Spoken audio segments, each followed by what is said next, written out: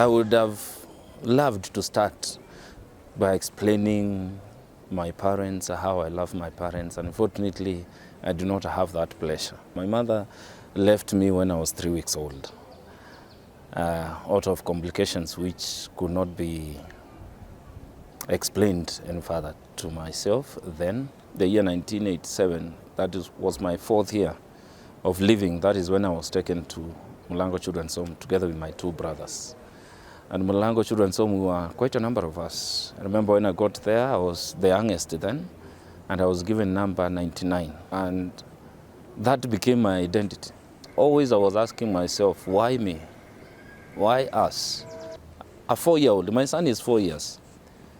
And just the other day I was looking at him and I was asking myself, how was I able to survive or to make it through children's home where that kind of attention was not there? I had uncles who were working. My uncle was in the Kenya Army, the military. I had other uncles who were high school teachers. Others were entrepreneurs. And I would ask myself, no one of them could take care of us.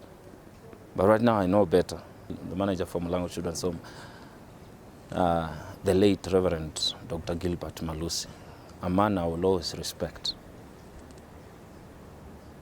always confessed he was not sure what will ever come out of me, because that really affected me. It affected how I behaved. At some point I gave up in life, and I think to some extent that is how I got into drugs, because my teenage was full of drugs. I was a real drunkard, not just beer, not banky, not glue, not chewing of cat. To some extent now I was being introduced to coke, because you could put it in a banky or cigarette when you're smoking and all that. That really affected how my attitude was towards life, because at some point I knew this cannot be God.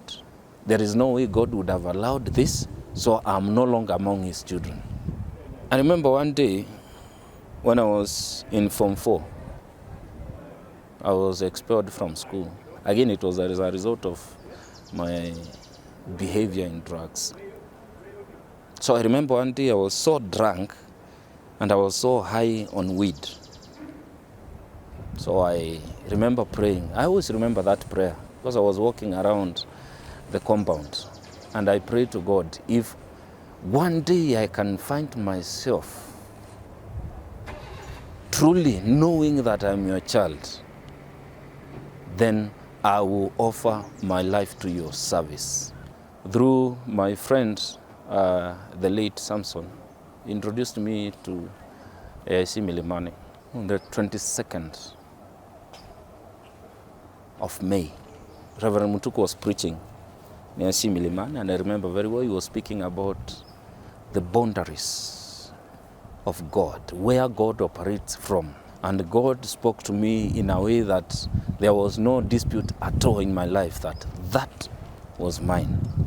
And after the sermon, thank God, Reverend Nguthu called out for an altar call. And I did not even raise up my hand. I stood up and I went back to God. I told him, having offered my life to you,